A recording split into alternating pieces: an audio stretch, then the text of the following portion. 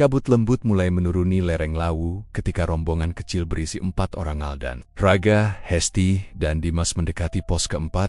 Angin bergerak pelan, membawa aroma tanah basah yang bercampur daun lapuk. Matahari masih tampak, namun sinarnya seperti tersaring oleh tirai tipis yang menutupi hutan. Aldan berjalan paling depan. Ia memeriksa jam tangannya lalu menoleh. "Kita istirahat di pos keempat." Kabutnya semakin tebal, katanya dengan nada serius. Hesti mengangguk sambil mengusap peluh. "Bagus juga." Kakiku mulai gemetaran. Raga yang membawa carrier terbesar menambahkan, "Setelah ini kita makan dulu. Perutku kosong sejak tadi." Dimas hanya tersenyum kecil, mencoba menaikkan semangat. "Yang penting jangan melamun. Jalurnya rawan belokan." Mereka melanjutkan langkah. Suara hutan mulai redup, seakan menyimpan sesuatu. Pepohonan tinggi berdiri rapat, menciptakan lorong suram yang memaksa mereka memakai headlamp walau waktu belum benar-benar gelap. Tak lama kemudian, papan kayu bertuliskan pos 4 muncul di antara kabut. Mereka segera melepaskan beban di punggung. Raga merentangkan tubuh sambil menghela napas panjang. Akhirnya, sampai juga. Namun sebelum mereka sempat duduk, terdengar suara lirih, sangat pelan, seperti banyak orang sedang bercakap. Suaranya samar, bergaung halus di antara kabut. Aldan menoleh cepat. "Kalian dengar itu?" Hesti mengerutkan kening. "Kayak suara orang jualan atau keramaian." Raga tertawa kaku. "Nggak mungkin, jauh dari pemukiman. Paling cuma suara angin." Tetapi angin di tempat itu sunyi. Tidak ada hembusan kuat. Yang ada hanyalah kabut semakin menebal, menyelimuti jalur. Seperti kain putih kusut, mereka mengabaikan suara itu dan mulai menyiapkan makanan. Saat memasak mie instan, suara samar semakin jelas. Ada irama seperti langkah banyak kaki di tanah kering, diikuti gumaman seperti tower menor pasar. Semakin lama, suara itu seperti bergerak mengitari mereka. Hesti memeluk jaket. "Ini normal?" Dan aku merinding. Aldan mendekat ke jalur gelap. "Halo? Ada orang?" Tidak ada jawaban. Namun, percakapan samar itu justru terdengar lebih dekat, seolah hanya berjarak beberapa meter. Dimas berbisik, "Jangan dipanggil. Belum tentu manusia." Mereka saling pandang. Hutan Lawu memang penuh kisah tapi perempuan. Itu menatap jalur lebat dengan raut aneh. Hesti melihat bayangan bergerak di balik kabut, lalu berkedip cepat karena yakin itu hanya ilusi. Namun suara ramai seperti pasar kampung terus bergema.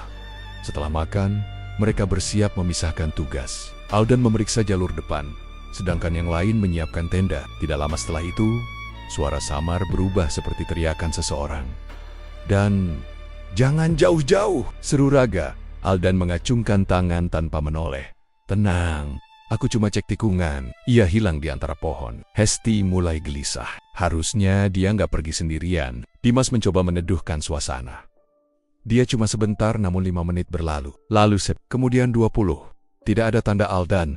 Hesti berdiri dan memanggil. "Aldan, pulang sini.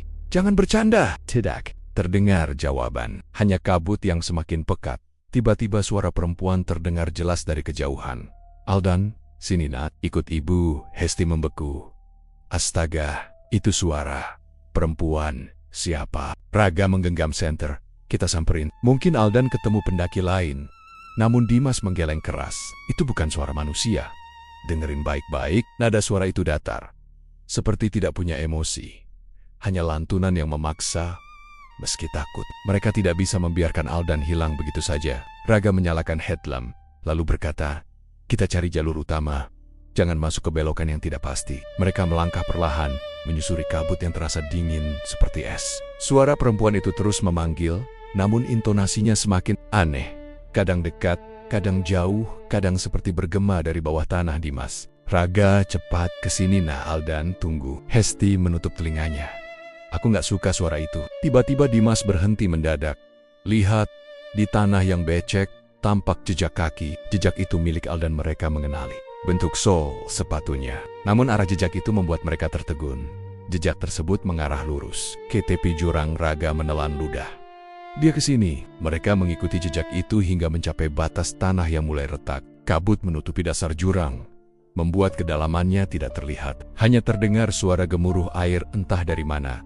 Dimas berjongkok, memeriksa tanah. Ini jejak baru, masih jelas. Hesti berbisik ketakutan. Kenapa dia jalan ke jurang? Dia bukan orang ceroboh. Namun sebelum mereka menjawab, suara ramai seperti pasar kembali muncul. Kali ini sangat dekat. Dari tengah kabut, Terdengar suara orang tertawa, tawar-menawar, memanggil, berjalan. Ratusan suara yang tak terlihat wujudnya. Raga memundurkan diri. Ini bukan halusinasi. Tiba-tiba suara perempuan itu kembali terdengar. Lebih jelas daripada sebelumnya.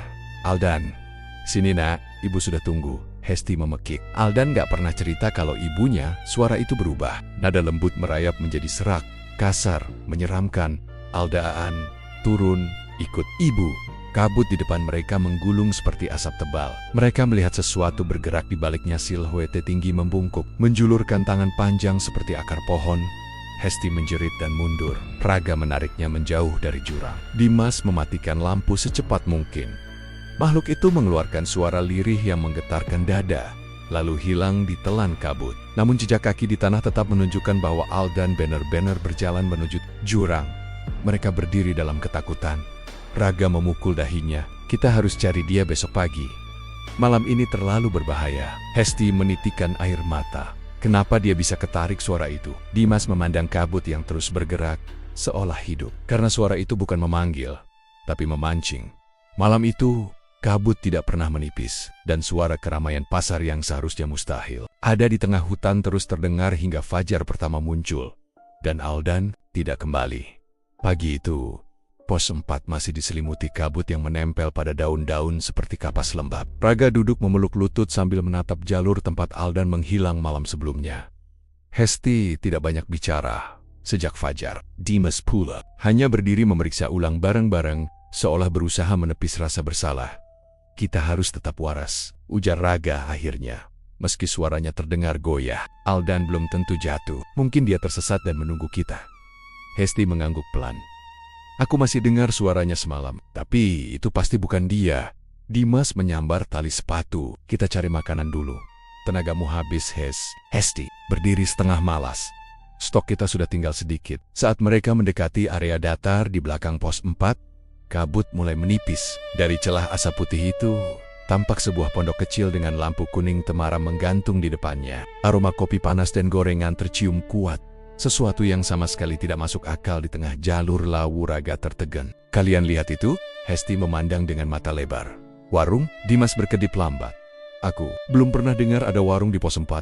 Raga mendekat dengan hati-hati. Bangunan kecil itu terlihat seperti gubuk kayu tua dengan atap. Sen kusem. Di depan pintu, seorang nenek duduk sambil menatap api kecil. Wajahnya keriput namun tubuhnya tegak. Seolah menunggu tamu sejak lama.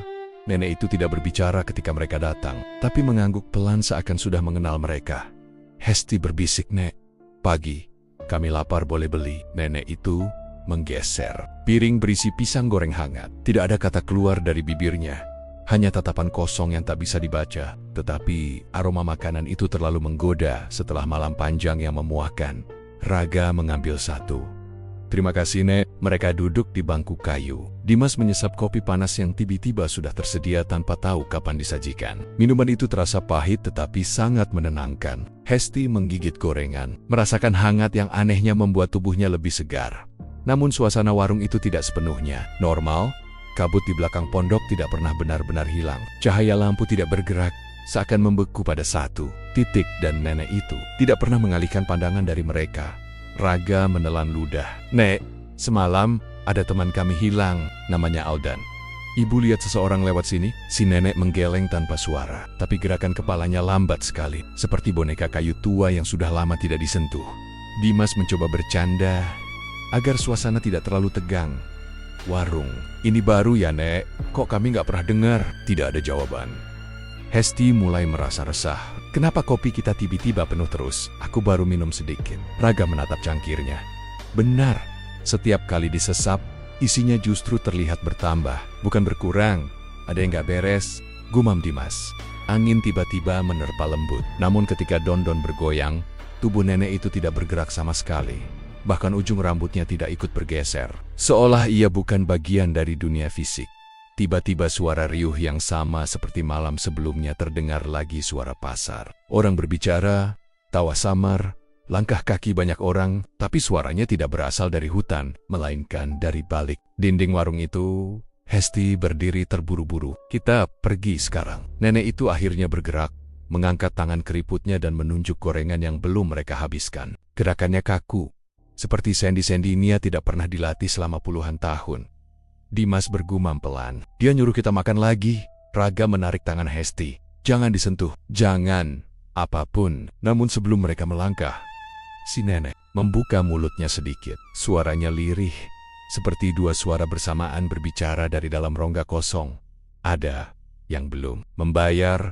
Hesti merinding hebat. Kita nggak pesan apa-apa. Raga maju selangkah.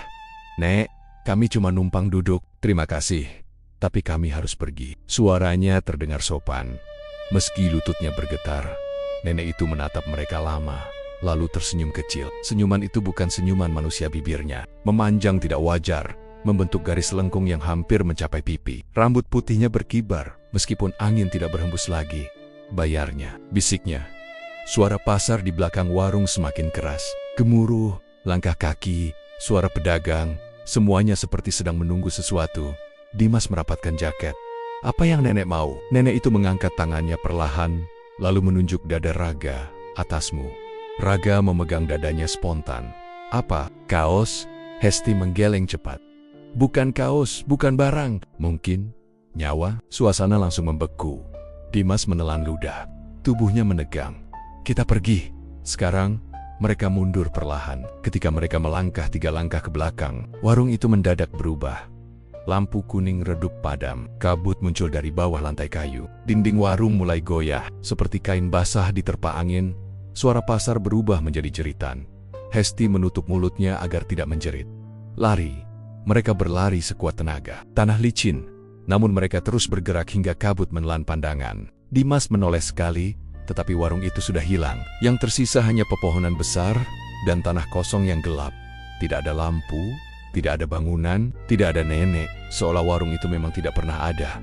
Raga berhenti sambil terengah. Apa barusan? Kita makan makanan gaib. Dimas memeriksa cangkir yang masih ia pegang tanpa sadar. Cangkir itu kosong, hanya tanah hitam menempel di dasarnya. Hesti memeluk dirinya. Apakah itu cara mereka memancing pendaki? Namun mereka melanjutkan pembicaraan. Sebuah suara muncul dari balik pepohonan. Suara laki-laki. Aldan, mereka bertiga membeku. Suara itu terdengar jelas. Sangat jelas. Aku di sini. Tetapi mereka tahu itu bukan suara teman mereka. Karena nada itu terlalu datar. Terlalu jernih. Mengundang seperti sesuatu yang mencoba meniru Aldan dengan sempurna. Dan dari kejauhan, suara pasar kembali menggema. Setelah kejadian warung aneh itu, suasana di jalur Lawu terasa jauh berbeda. Kabut yang biasanya bergerak ringan kini menyelimuti pepohonan seperti tirai tebal yang tidak mau terbuka. Raga berjalan paling depan, memegang senter yang terus bergetar akibat tangannya sulit berhenti gemetar. Hesti di tengah, memeluk lengannya sendiri karena hawa dingin terasa makin menekan. Dimas menutup barisan sambil memeriksa jalur agar tidak terpeleset. Sekarang kita ke arah pos atas, atau turun? Tanya Hesti lirih. Raga tidak langsung menjawab. Kalau turun pun belum tentu aman. Suara itu masih mengikuti kita. Dimas menambahkan, yang penting jangan pisah lagi. Tidak boleh ada yang jalan sendiri. Kabut menebal, suara-suara aneh mulai bermunculan ranting, patah, hembusan kecil, lalu desis asing yang tak dapat dikenali. Namun dibanding malam sebelumnya, keadaan kini lebih menakutkan karena semuanya terjadi dalam keadaan sadar penuh. Bukan di antara rasa kantuk. Saat mereka menyusuri jalur yang menanjak sedikit, suara halus muncul pelan, seperti dentingan pertama dari alat musik tradisional yang dimainkan sangat lirih. Ting, ting, ting. Hesti berhenti seketika. Kalian dengar itu? Raga mengangguk pelan.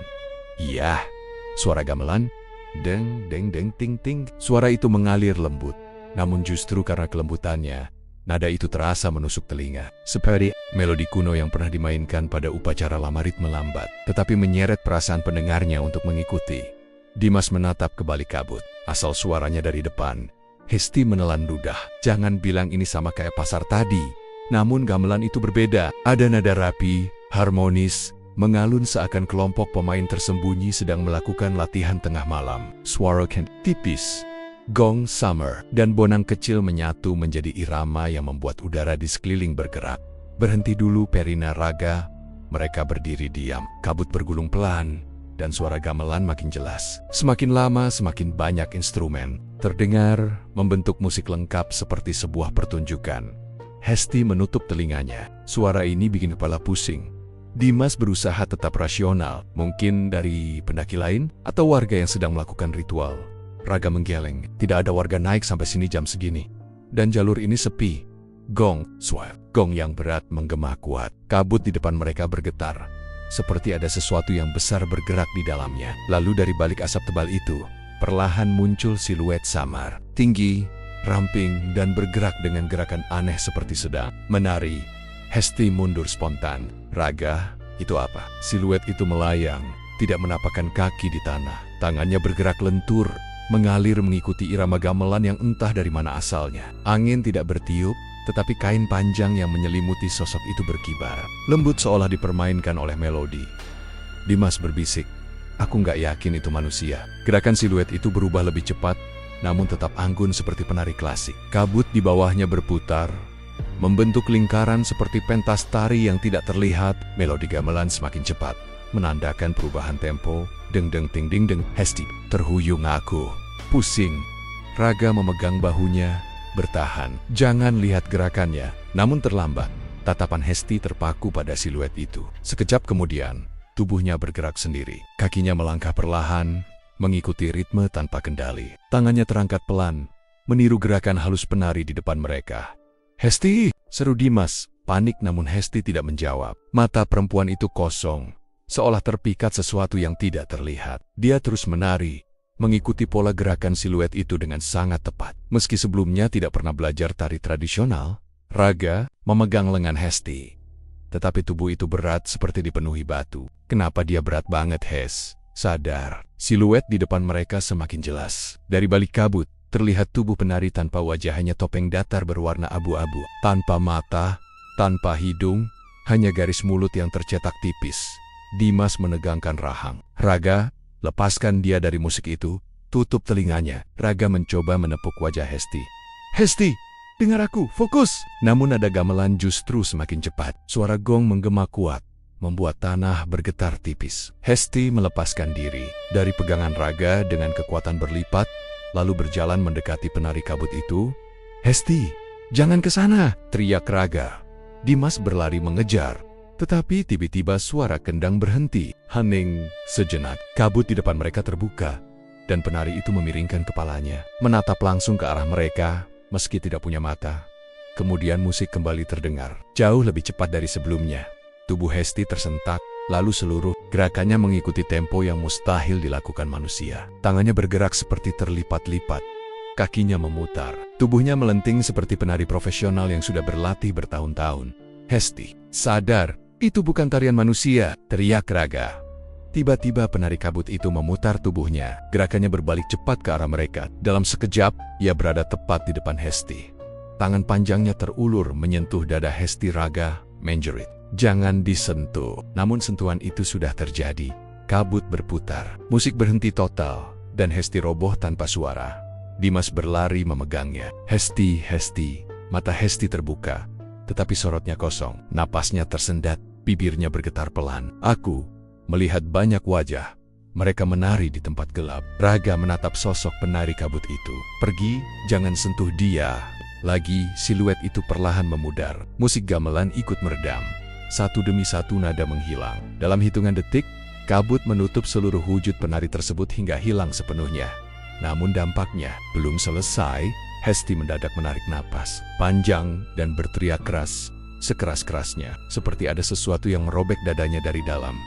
Dimas memegang kepalanya. Tenanggi, tenanggi, Heis. Hesti menangis sambil memegangi wajahnya. Aku masih dengar gamelannya. Masih. Suara itu tidak terdengar oleh Raga maupun Dimas. Tetapi Hesti terus menutup telinganya, menggigil hebat. Kabut kembali sunyi. Suara lirih muncul dari arah belakang mereka. Suara laki-laki. Suara yang mereka kenal. Aku di sini. Raga langsung menoleh. Aldan, namun tidak ada siapa-siapa. Hanya kabut dan musik gamelan yang kembali terdengar sangat pelan. Kabut yang sejak pagi tidak kunjung menipis akhirnya mulai bergerak perlahan. Rembulan muncul samar di balik awan, memberikan sedikit cahaya pada jalur yang licin. Raga memutuskan untuk kembali ke pos 4 setelah Hesti tidak berhenti menggigil akibat bekas sentuhan penari kabut. Dimas membantu menopangnya, sementara Raga mencari jalur aman agar mereka tidak tersesat lebih jauh. Sedikit lagi, Hes. ucap Dimas lembut. Di pos 4 kita istirahat. Hesti menggigit bibir. Suara gamelannya masih ada, jauh, tapi tetap terdengar. Raga menoleh cepat. Kalau kamu pusing atau lihat sesuatu lagi, bilang, jangan diam. Hesti mengangguk lemah. Ketika mereka hampir mencapai pos 4, kabut menyingkap sedikit dan memperlihatkan cahaya kecil seperti api unggun. Raga terkejut karena sejak pagi tempat itu kosong. Tidak ada pendaki lain yang terlihat di sekitar area kali terakhir mereka memeriksa. Ada orang, gumam Raga. Dimas ikut memicingkan mata. Pendaki lain, atau ia tidak melanjutkan. Mereka bertiga masih diliputi trauma dari warung gaib dan penari kabut, sehingga apapun yang tidak masuk akal harus diwaspadai. Namun ketika mereka mendekat, terlihat sosok laki-laki duduk di samping api kecil. Ia memakai jaket gunung berwarna coklat, tua, membawa carrier lusuh, dan wajahnya tampak lelah namun bersahabat. Tatapannya langsung terangkat saat mendengar langkah mereka. Kalian baru sampai? Sapanya ramah. Nada itu membuat mereka sedikit tenang. Raga maju lebih dulu. Iya, kamu pendaki juga. Laki-laki itu tersenyum tipis. Nama aku Bayu. Aku naik sendirian. Tapi jalur tadi bikin aku tersasar sedikit. Syukurlah masih nemu pos 4 sebelum gelap. Dimas saling pandang dengan Raga. Kalimat laki-laki itu terdengar terlalu normal untuk wilayah yang dipenuhi kejadian tidak wajar. Bayu berdiri dan menepuk celananya. Kalian terlihat kecapekan. Ada yang sakit? Hesti menelan ludah. Aku sedikit pusing. Bayu memeriksa dari jarak wajar. Tidak memaksa mendekat. Mungkin karena udara dingin.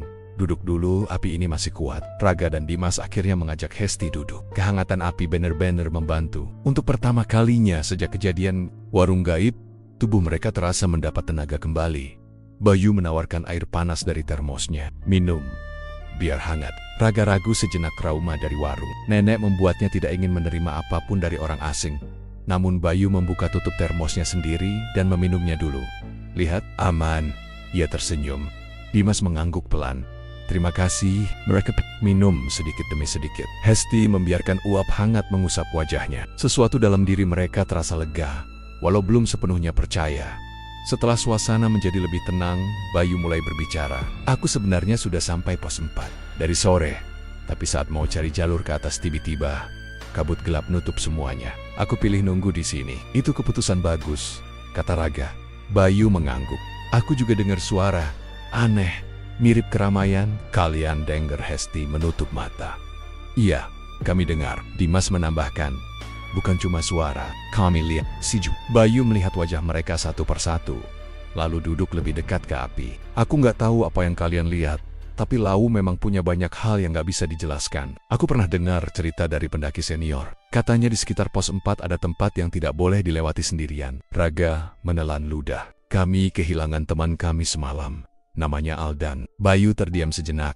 Ekspresinya berubah murung, turut prihatin. Tapi jangan putus harapan. Banyak yang tersesat semalam, tapi kembali pagi berikutnya. Namun nada suaranya sedikit aneh saat mengatakan kalimat itu. Seperti ia pernah mengalami hal serupa. Hesti membuka mata dan memandang Bayu. Kamu sendiri tersesat, karena apa? Bayu tersenyum tipis, tetapi ada bayangan gelap di balik senyumnya. Aku mengikuti suara. Panggilan, seperti orang yang aku kenal memanggil dari jauh. Raga dan Dimas saling berpandangan cepat. Situasinya sangat mirip dengan kejadian Aldan. Bayu tertawa kecil, tetapi terdengar getir. Untung aku sadar sebelum terlalu jauh. Malam semakin larut. Angin bergerak perlahan dan kabut kembali turun tipis. Mereka berempat memutuskan memasang tenda bersama agar lebih aman. Bayu membantu dengan sigap menggigit tali, menancapkan pasak, bahkan menyiapkan makanan sederhana dari stoknya. Terima kasih Bayu, ucap Raga. Kamu sangat ngebantu. Bayu tersenyum hangat. Saling bantu sesama pendaki itu hal biasa. Namun, saat ia tersenyum, Hesti merasakan sesuatu aneh. Sekilas, hanya setengah detik, wajah Bayu terlihat lebih pucat daripada sebelumnya. Matanya seperti memantulkan kabut. Tetapi ketika Hesti mengedip lagi, Bayu tampak normal. Setelah makan, mereka masuk tenda. Bayu membuat tempat istirahat kecil di bagian depan tenda mereka untuk berjaga. Dimas sempat menolak, namun Bayu berkata, "Aku susah tidur. Biar aku yang jaga." Mereka pun terlelap, namun tengah malam, Hesti terbangun. Suara seperti benda bergerak pelan terdengar di luar tenda. Ia menyingkap resleting sedikit dan melihat Bayu duduk sendirian di dekat api yang sudah hampir padam. Tapi ada yang janggal. Api yang redup seharusnya memantulkan bayangan orang yang duduk di depannya. Namun, tubuh Bayu tidak memiliki bayangan sama sekali. Hesti menutup mulutnya agar tidak bersuara. Jantungnya berdegup semakin keras. Ia melihat lagi untuk memastikan. Cahaya kecil dari pijar api jelas memperlihatkan tanah di sekelilingnya. Bayu benar-benar tidak memiliki bayangan. Tiba-tiba Bayu menoleh, seperti tahu sedang diperhatikan, dan tersenyum lembut. "Tidak usah takut," katanya dengan suara datar. "Aku menjaga kalian, agar kalian tidak mengalami nasib yang sama sepertiku." Hesti membeku. Bayu berdiri perlahan. Jaketnya berkibar pelan meski angin tidak berhembus. Wajahnya menegang, pucat, dan untuk sesaat, tubuhnya terlihat tembus cahaya. "Kalian harus cepat turun besok," bisik Bayu. "Pos 4 bukan tempat untuk manusia yang masih hidup." Hesti menutup resleting perlahan sebelum Bayu mendekat. Ia meringkuk sambil menahan tangis. Di luar, suara Bayu terdengar lagi pelan, jauh berbeda dari sebelumnya. "Jangan keluar malam ini. Apapun yang kalian dengar, jangan hiraukan." Setelah itu, suara gamelan kembali muncul dari balik kabut, mengalun perlahan, dan terdengar seperti mengajak seseorang menari lagi. Kabut dini hari menebal seperti dinding, lembut yang menutup jalan setapak. Bayu melangkah perlahan bersama Raka dan Tegar, mengikuti jalur menuju pos 4 yang kini tampak berbeda dari sebelumnya. Aroma tanah basah bercampur wangi dupa samar membuat langkah mereka terasa berat. Mimbar sosok misterius yang mereka temui malam sebelumnya bergerak teratur tanpa suara, seolah sudah sangat hafal dengan jalur itu. "Mimbar, kamu yakin ini arah menuju pos 4? Tanya Bayu, mencoba memecah keheningan yang terasa tak wajar. Mimbar hanya menggeleng pelan. "Bukan menuju pos keempat. Kalian harus melihat sesuatu dulu." Ucapan itu membuat Raka menatap Bayu dengan cemas. Namun, mereka memutuskan untuk berjalan mengikuti Mimbar. Rasa ingin tahu yang bercampur ketakutan membuat langkah mereka tak bisa berhenti. Tak lama, kabut menipis. Di baliknya muncul deretan tenda lusuh yang disusun melingkar seperti kios kecil. Di beberapa titik, lampu minyak berkelap-kelip, memberi cahaya kekuningan yang memantul pada kain usang yang digantung sebagai tirai. Suara lirih seperti percakapan samar mengalun, meski tidak ada satupun manusia yang terlihat jelas. "Pasar?" gumam Tegar. Suaranya nyaris tak terdengar. Mimbar tersenyum tipis. Banyak pendaki menyebutnya pasar gaib, tapi di sini mereka tidak menjual barang biasa. Bayu menelan ludah. "Lalu, apa yang mereka jual?" "Bayangan," jawab Mimbar. "Datar. Jejak diri kalian. Apapun yang pernah kalian tinggalkan tanpa sadar." Raka memberikan tatapan bingung. "Bayangan? Maksudmu?" Sebelum ia selesai bicara, satu tirai kusam tersibak oleh angin dingin. Di baliknya tampak siluet seorang perempuan tua yang tubuhnya kurus kering. Kulitnya pucat, tatapannya tajam, namun senyumnya seakan ramah atau justru terlalu ramah. "Selamat datang," katanya dengan suara serak. "Kalian membawa banyak jejak. Mau tukar?" Bayu memundurkan langkah. "Kami tidak ingin membeli apa-apa." Perempuan tua itu tertawa pelan. Tidak semua pembeli tahu mereka sedang bebel. "Terkadang, bayangan kalian sudah digantung di sini sejak lama." Tegar menarik lengan Raka. "Aku tidak suka tempat ini. Rasanya aneh." Raka mengangguk, tetapi matanya terpaku pada sebuah tiang bambu di pojok pasar. Di sana tergantung benda-benda, menyerupai potongan kain gelap yang bentuknya mirip siluet tubuh manusia. Beberapa di antaranya tampak bergerak sangat pelan, seolah bernapas. Bayu mendekat tanpa sadar. Salah satu bayangan itu memiliki tinggi yang mirip dengannya. Ketika ia menyipitkan mata, ia melihat sesuatu yang membuat bulu kuduknya meremang. Bayangan itu memegang sebuah gelang kain berwarna merah, gelang yang dulu diberi almarhum ayahnya sebelum ia mulai mendaki gunung. "Itu gelangku." Perempuan tua itu tiba-tiba sudah berdiri di sampingnya. "Bayanganmu datang ke sini saat kau memutuskan mendaki sendirian pertama kali. Kau takut tersesat malam itu. Ingat, ketakutan itu meninggalkan jejak kuat." Bayu manda. "Cepat. Aku tidak mau itu. Kembalikan." Perempuan tua itu mengangkat tangannya yang kurus. "Tidak ada yang gratis. Bayangan dibayar dengan bayangan lain." Raka berbisik. "Bayu, jangan. Ini bukan tempat yang benar." Mimbar langkah maju, berdiri di antara Bayu dan perempuan tua itu. "Cukup, mereka belum waktunya bertransaksi." Perempuan tua itu mendengus pelan. "Kau selalu campur tangan, Mimbar. Padahal kau sendiri bukan pedagang atau pembeli." "Mereka tomuku," jawab Mimbar tegas. "Dan tamu tidak boleh disentuh sebelum mencapai gerbang terakhir." Ucapan itu membuat dada Bayu serasa dihimpit. "Gerbang terakhir? Apa maksudnya?" Mimbar tidak menjawab langsung. Ia hanya memberi isyarat pada 3 pendaki itu untuk mengikutinya keluar dari pasar aneh tersebut. Namun sebelum mereka pergi, perempuan tua tadi berkata dengan nada mengejek, "Kalian akan kembali Semua pendaki kembali. Bayangan mereka tidak pernah pergi jauh. Pasar itu perlahan memudar di antara kabut saat mereka berjalan menjauh. Suara-suara berdesis yang tadinya terdengar di belakang berubah menjadi gema samar. Lalu geradakan dedaunan saja. Bayu merasa dadanya sesak. Pikiran tentang bayangannya tergantung di tiang bambu, membuat langkahnya goyah. Raka akhirnya membuka suara. Mimbar, apa sebenarnya tempat itu? Kenapa bayangan kita bisa berada di sana? Mimbar melakukan helaan napas panjang, seolah menimbang bagaimana cara menjelaskan. Gunung Lawu adalah jalur perbatasan banyak dunia. Pasar itu menyimpan sisa-sisa rasa takut pendaki yang pernah melewatinya. Bayangan bukan sekadar bentuk. Mereka adalah sisa keberanian yang hilang, atau ketakutan yang terlalu kuat. Tegar menunduk. Kalau begitu, kenapa bayangan Bayu punya gelang ayahnya? Kalian membawa banyak hal yang tidak kalian sadari. Jawab Mimbar lembut. Kadang, sesuatu yang kalian kira sudah hilang justru tersimpan di tempat yang tak pernah kalian duga. Mereka kembali menyusuri jalur setapak. Namun Bayu tidak bisa menghilangkan perasaan bahwa sesuatu dari pasar itu mengikutinya. Bukan barang, bukan siluet tapi sensasi dingin seperti tatapan. Ia mempercepat langkah, mencoba menjauh dari kegelisahan yang mulai merayap ketika mereka mendekati sebuah persimpangan. Mimbar berhenti dan menatap mereka satu persatu. Kalian harus lebih hati-hati setelah ini. Pasar hanya bagian awal. Di depan, kalian akan bertemu sesuatu yang lebih sulit untuk dihadapi. Raka mengerutkan kening. Lebih sulit dari tempat menjual bayangan. Mimbar mengangguk. Kalian akan bertemu dengan diri kalian sendiri versi yang tidak pernah ingin kalian lihat. Bayu merasakan hawa dingin menusuk tulang.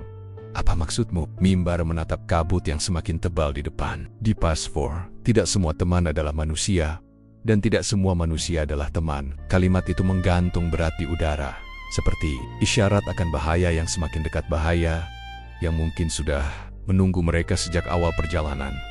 Kabut semakin pekat dan udara terasa lebih dingin daripada sebelumnya. Setiap langkah Bayu, Raka, dan Tegar seolah menimbulkan gema samar di antara pepohonan. Mimbar berjalan di depan, tetap tanpa suara. Seakan tubuhnya melayang ringan mengikuti jalur tanah yang tak pernah mereka kenali.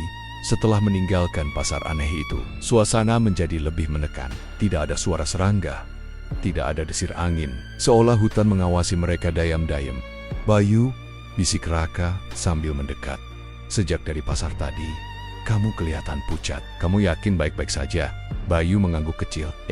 Kepikiran bayangan itu dan gelang ayah. Tegar mengusap tengkuknya. Yang bikin aku makin takut itu pedagang tuanya. Tatapannya kayak tahu semua hal tentang kita. Mimbar berhenti mendadak. 3 pendaki itu hampir menabraknya. Kita sudah dekat, ucap Mimbar tenang. Tapi sebelum lanjut, ada sesuatu yang harus kalian pahami. Raka mengerutkan dahi. Lagi, Mimbar memandang mereka satu persatu, seolah memastikan kesiapan mereka. Mulai dari titik ini, apapun yang kalian lihat jangan kalian abadikan dalam bentuk gambar. Tidak dengan kamera, tidak dengan ponsel. Tegar spontan bertanya, kenapa tidak boleh foto? Karena apa yang tertangkap lensa bukan selalu apa yang kalian lihat, jawab Mimbar datar. Dan jika kalian memaksa, kalian mungkin akan membawa pulang sesuatu yang tidak seharusnya mengikuti kalian. Bayu menelan ludah. Apa maksudmu sesuatu? Mimbar tidak menjawab. Ia hanya memberi isyarat agar mereka tetap berjalan. Jelo yang dilewati kini lebih menanjak. Batu-batu licin akar-akar besar melintang, dan kabut yang menggulung seperti asap tebal membuat pandangan sangat terbatas. Setelah beberapa menit mendaki, mereka sampai di sebuah dataran kecil yang tampak seperti pos peristirahatan. Namun berbeda dengan pos-pos pendakian pada umumnya, tempat ini tidak memiliki bangunan. Hanya ada batu besar yang melengkung seperti gerbang alami. Ini bukan pos resmi, desis Tegar. Mimbar menoleh sejenak. Benar, ini bukan untuk manusia. Biasanya, Raka bergidik. Kau makin bikin aku gak tenang, Mimbar. Ketika mereka melewati batu besar itu, udara berubah drastis. Suhu turun beberapa derajat. Aroma wangi bunga bercampur bau besi memenuhi udara, seperti campuran harum dan darah. Pemandangan di depan mereka lebih aneh lagi. Hutan yang sama, tetapi warnanya tampak berbeda. Cahaya matahari terpantul seperti temaram jingga. Meski seharusnya masih pagi, Bayu merasakan getaran singkat dari saku celananya. Ponselnya hidup kembali meski tadi mati total karena dingin. Layarnya menyala sebentar, lalu muncul tulisan, 1 foto baru. Bayu terhenyak. Aku nggak ambil foto apa-apa, gumamnya. Raka mendekat. Coba buka. Bayu membuka galeri. Nafasnya tercekat. Di sana ada foto mereka berempat, Bayu, Raka, Tegar, dan Mimbar berdiri di belakang mereka, yang membuat kulitnya merinding. Foto itu diambil dari posisi seolah ada seseorang di depan mereka barusan. Padahal tidak ada siapapun. Ini, kapan diambil? Tanya Tegar dengan suara gemetar. Aku nggak ngerti, ujar Bayu. Ponselku mati dari tadi. Mimbar melirik layar sebentar, lalu berkata dengan nada lebih serius dari sebelumnya. Itu bukan foto kalian. Raka memicingkan mata. Maksudmu? Gambar itu jelas kami bertiga bersama kamu. Mimbar menggeleng pelan. Itu hanya tiruan. Citra yang mencoba meniru kalian. Hutan suka melakukannya terhadap pendaki yang rapuh. Bayu menggigil. Jadi, ada yang memotret kita? Tidak, jawab Mimbar. Yang memotretnya bukan hal yang memakai mata. Ia memakai ingatan yang kalian tinggalkan di udara. Kalimat itu membuat tiga pendaki itu serentak mundur selangkah. Angin dingin berembus melewati telinga mereka. Seperti ada seseorang yang berbisik namun dalam bahasa yang tak bisa dipahami. Raka berusaha tetap tenang. Kita hapus saja fotonya. Bayu mengangguk dan menekan tombol hapus. Namun seketika layar ponselnya berkedip. Foto itu muncul kembali. Ia menghapusnya lagi. Muncul lagi. Kali ini dengan sedikit perbedaan. Dalam foto baru, Bayu terlihat tersenyum. Padahal ia tahu pasti ia tidak tersenyum saat foto pertama muncul. Bayu, jangan hapus lagi, ucap Mimbar cepat. Setiap kali kau menghapusnya, ia mencoba meniru kalian lebih akurat. Tegar memekik kecil. Kalau begitu apa yang harus kita lakukan? Mimbar mendekat dan memegang ponsel Bayu. Biarkan dia. Jangan disentuh, jangan dibuka, jangan ditolak. Jika kalian menolak terlalu keras, ia akan menuntut bentuk fisik. Artinya, bentuk fisik? Tanya Raka. Suaranya pecah karena takut. Mimbar menatap jauh ke dalam kabut. Foto itu bisa berubah menjadi sesuatu yang muncul di dunia nyata. Tegar merasa lututnya melemas. Aku tidak mau ketemu kembaran kita di sini. Bayu mematikan layar ponselnya dan memasukkannya ke tas. Tangannya gemetar. Mimbar, apa kita aman? Mimbar menjawab lirih. Belum tentu. Tapi selama kalian tidak memprovokasinya, ia hanya akan mengikuti dari jauh. Ucapan itu membuat ketiganya spontana menoleh ke belakang. Namun tidak ada apapun selain kabut yang menggantung seperti tirai tebal. Mereka melanjutkan perjalanan. Namun kini setiap suara ranting patah terdengar seperti langkah kaki yang mengikuti. Setiap hembusan angin terdengar seperti napas di belakang mereka. Setiap bayangan pohon tampak seperti sosok yang berdiri memerhatikan. Di tengah ketegangan itu, ponsel Bayu bergetar lagi. Ia menahan diri untuk tidak mengambilnya. Namun, suara Raka memecah kecemasan. Bayu, tasmu kebuka sendiri. Bayu melihat ke belakang. Resleting tasnya memang bergerak perlahan. Seperti ada tangan tak terlihat yang sedang mencongkelnya. Ia buru-buru merapatkan tas dan memegangnya erat. Kita harus keluar dari area ini, ucap Mimbar dengan nada serius yang belum pernah mereka dengar sebelumnya. Kita sudah terlalu lama berada di wilayah yang salah. Tegar menelan ludah. Wilayah apa? Tempat di mana kenangan mengambil bentuk dan seringkali ingin kembali menjadi hidup. Bayu mengamati kabut di depan. Kini, dari kejauhan, ia melihat siluet samar seseorang berdiri menghadap mereka. Tingginya mirip dirinya. Posturnya juga mirip, bahkan posisi berdirinya tampak persis. Teman-teman, suara Bayu hampir tidak keluar. Itu aku. Raka dan Tegar menatap ke arah yang sama. Mereka membeku. Sosok itu berdiri diam, hanya menatap mereka. Meski jauh, senyum halusnya terlihat jelas, senyum yang menyerupai Bayu, tetapi terasa terlalu lebar. Mimbar segera menarik mereka bertiga. Jangan lihat, jangan dekati, jangan memanggilnya. Sosok itu mulai melangkah perlahan. Gerak sangat halus, hampir seperti meluncur. Tangannya terangkat, seolah ingin meniru gerakan Bayu yang sedang memegang tali tasnya. Bayu menutup mata dan mengikuti langkah Mimbar dengan cepat. Jantungnya berdetak keras, seakan-akan meledak. Setelah beberapa menit berjalan cepat, akhirnya mereka mencapai jalur yang tampak lebih normal. Warna dedaunan kembali alami. Udara kembali terasa seperti hutan biasa di pagi hari. Sosok itu menghilang. Mimbar berhenti dan menatap Bayu. Itu sebabnya tidak boleh ada foto di wilayah ini. Bayu terdiam. Nafasnya masih tidak teratur.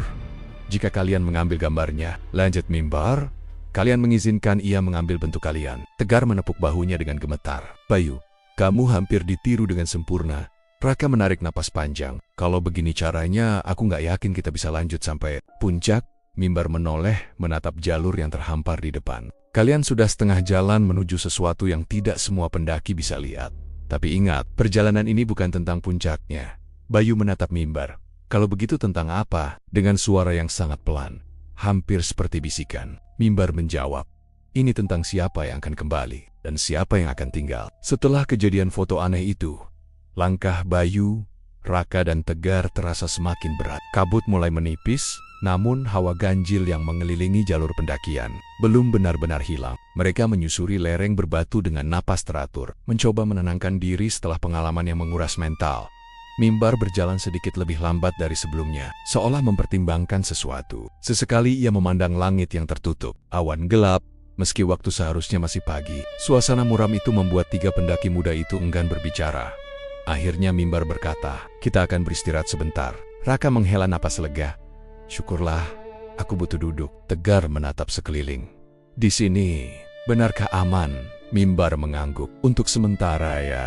Kalian perlu memulihkan tenaga. Mereka berhenti di sebuah area datar yang dikelilingi pepohonan tinggi. Tempat itu cukup lapang untuk mendirikan tenda. Namun, saat Bayu melihat ke sudut jalur, sesuatu membuat bulu kuduknya meremang. Ada sebuah tenda berdiri sendirian. Padahal mereka tak melihat pendaki lain sejak lama.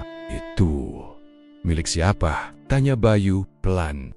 Mimbar menatapnya lekat.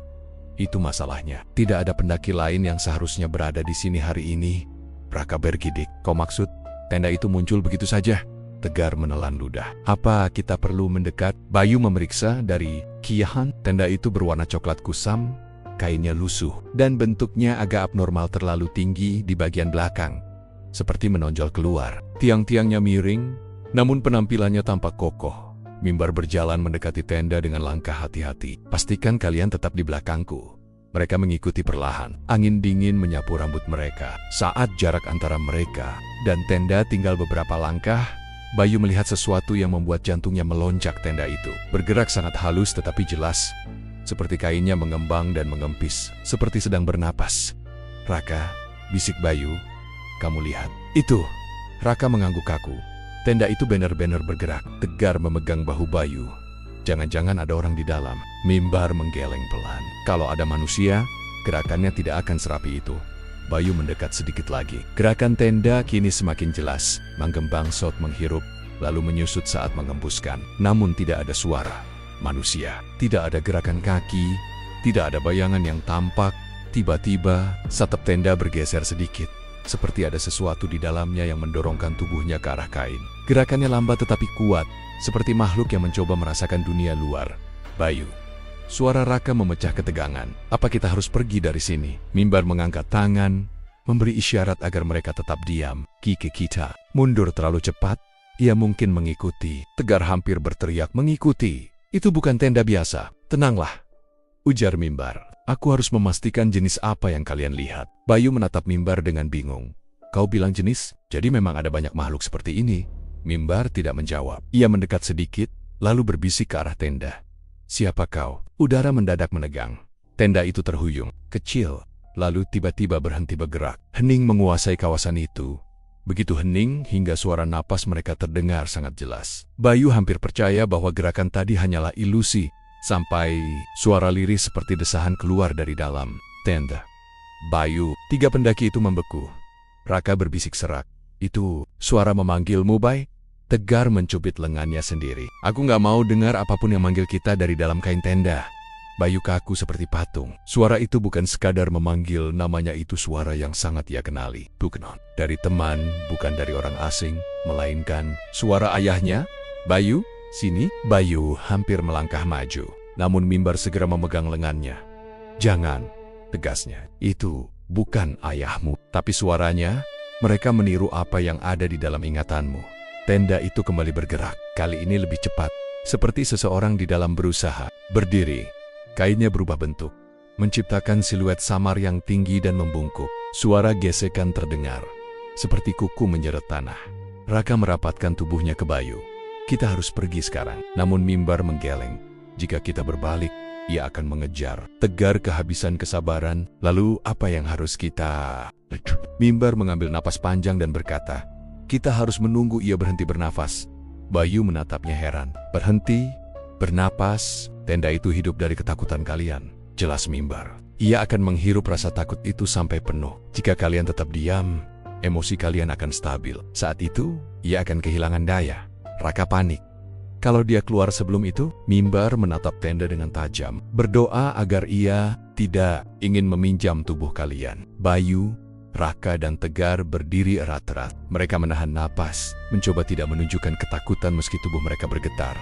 Tenda itu mengembang besar sekali, seakan makhluk di dalam menarik napas panjang. Kainnya terangkat, menciptakan bentuk yang mustahil ditiru manusia. Bentuk itu seolah memiliki bahu lebar, tangan panjang, dan kepala tanpa wajah. Detik berikutnya, ia mengempis keras, seperti menghembuskan udara panas yang membuat dedaunan bergetar. Bayu, suara itu memanggil lagi. Sedang apa kau lama sekali? Bayu menggigit bibir, berusaha mengendalikan dirinya agar tidak terpancing. Raka berbisik, tahan Be, jangan jawab. Suara dari dalam tenda berubah lebih parau, lebih marah. Jawab. Mim melangkah maju, berdiri di antara tenda dan para pendaki. Cukup, mereka bukan milikmu. Gerakan tenda berhenti seketika. Sunyi, tidak ada suara napas. Kain tenda perlahan-lahan mengempis sampai rata dengan tanah. Bentuk makhluk di dalam lenyap. Dalam beberapa detik, tenda itu menjadi benda mati kembali, hanya selembar kain kusam yang rebah. Tanpa kehidupan, Bayu membiarkan lututnya melemas. Apa tadi itu? Mimbar menatap kain tenda tersebut lama sekali. Sebelum menjawab, itu adalah penunggu jalur lama. Mereka mengambil bentuk tenda karena banyak pendaki berlindung di dalam tenda saat ketakutan. Emosi itu menjadi makanan. Mereka, Tegar mengusap wajahnya. Kalau begitu, apa dia sering muncul? Tidak, jawab Mimbar. Hanya untuk pendaki yang membawa ketakutan sangat kuat. Sepertinya kalian menarik perhatian sesuatu yang lebih besar dari sekadar penjaga. Jeluh, Raka merinding. Apa itu ada hubungannya dengan pasar bayangan? Atau foto tadi? Mimbar mengangguk pelan. Semua saling terkait. Dan semakin jauh kita melangkah, semakin jelas sesuatu yang menunggu kalian di pos 4. Bayu menghela napas. Dalam, apa yang menunggu kami? Mimbar menatap ke kejauhan, arah di mana kabut kembali menebal. Jawabannya ada di depan. Tapi kalian harus siap melihat diri kalian yang tidak pernah kalian akui. Suasana kembali sunyi. Mereka berempat melanjutkan perjalanan, meninggalkan tenda yang kini tak lebih dari kain mati tanpa bentuk. Namun saat mereka berjalan menjauh, Bayu merasa sesuatu mengawasi dari dalam lipatan tenda. Seolah tenda itu hanya menunggu momen berikutnya untuk kembali. Bernapas, langit mulai kehilangan warnanya ketika rombongan Raka, Sinta, Bagas, dan Ardi menuruni jalur terjal di sisi utara gunung. Senja hanya menyisakan garis tipis keemasan yang perlahan memudar menjadi kelabu. Embusan angin membuat dedaunan bergetar pelan, seolah sedang berbisik memperingatkan mereka untuk bergerak lebih cepat. Turunan ini nggak selesai-selesai ya, keluh Bagas sambil mengusap peluh di keningnya. Napasnya terdengar berat. Raka menoleh sekilas. Sabar Gas, kita hampir sampai pos peristirahatan. Setelah itu jalurnya lebih landai. Sinta berjalan di antara mereka sambil memegang senter kecil. Ia menyorotkan cahaya ke jalan yang mulai gelap, memastikan tidak ada akar licin yang bisa membuat mereka terpeleset. Ardi berada paling belakang, sesekali menoleh untuk memastikan tak ada yang tertinggal. Namun ketika cahaya langit benar-benar lenyap, ketenangan rombongan itu terhenti. Dari arah tikungan terdengar suara langkah pelan mendekat. Tidak tergesa, tidak juga lambat, hanya ritmis, seperti seseorang yang sudah lama terbiasa berjalan di jalur itu. Raka mengangkat tangan, memberi tanda agar semuanya berhenti. Lampu senter Sinta diarahkan ke sumber suara, dan perlahan sosok itu muncul, seorang pendaki laki-laki, memakai jaket lusuh berwarna coklat gelap yang tampak basah di bagian lengan. Rambutnya menutupi sebagian wajah, dan napasnya terdengar berembun. Meski begitu, ia tersenyum tipis. Maaf, ucapnya lirih. Boleh ikut turun? Aku tersesat. Sinta bertukar pandang dengan Raka, lalu bertanya hati-hati. Mas dari kelompok mana? Ada temannya? Pendaki itu menggeleng perlahan. Aku sendirian. Seharusnya sudah sampai base camp dari tadi. Mungkin kalian bisa bantu mengantar pulang. Narp. Suaranya aneh tenang, tetapi kosong seperti tidak membawa emosi apapun. Bagas berbisik ke Ardi. Dia aneh nggak sih? Dari tadi bau tanahnya kuat banget. Ardi hanya mengangkat bahu, tetapi jelas ia merasakan hal yang sama. Namun karena tidak enak membiarkan seseorang tersesat di gunung malam-malam, Raka mengangguk. Ikut saja mas, kami juga mau turun. Pendaki itu tersenyum lagi, tipis, lalu berdiri tepat di belakang Sinta. Mereka melanjutkan perjalanan, tapi suasananya berubah drastis. Suara langkah pendaki itu terlalu pelan, seolah kakinya tidak pernah menapak tanah. Setiap mereka berhenti, ia selalu berada di posisi yang sama, padahal tidak terdengar pernah bergerak. "Nama Mas siapa?" tanya Raka mencoba mencairkan suasana. Tidak ada jawaban, hanya desir angin melewati pepohonan. Ketika Raka menoleh, pendaki itu memandang lurus ke arahnya dengan mata cekung gelap, lalu berkata pelan, "Tolong antar pulang." Sinta merasa punggungnya merinding. "Mas, pulang kemana?" "Ke base camp atau tinggalkan aku di tempat aku hilang," bisiknya. Raka mulai curiga, maksudnya bagaimana, hilang di mana? Pendaki itu mengangkat tangan, menunjuk sebuah jalur kecil di sisi pohon besar yang tampak tidak pernah dilewati. Jalurnya sempit, penuh rumput tinggi, dan sangat gelap. "Aku jatuh di sana," katanya. Dan belum kembali. Hening Punch terjadi. Sinta menelan ludah, Bagas mundur selangkah, Ardi meraih bahu Raka dengan cemas. Pendaki itu berdiri tegak, namun sorotnya terasa seperti tidak berasal dari seseorang yang masih hidup. Raka mencoba berbicara, "Mas, apa maksudnya belum camp?" Pendaki itu tertawa lirih, suara yang tidak lazim keluar dari manusia. "Badanku masih di sana, tapi aku harus pulang." Sinta menutup mulutnya, terkejut.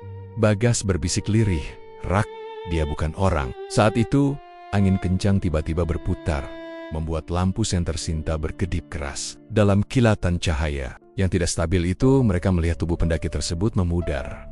Lalu muncul lagi, seperti bayangan yang tersangkut antara dua dunia. Bagian kakinya tampak menembus tanah. Ardi menarik Raka. "Kita harus pergi sekarang."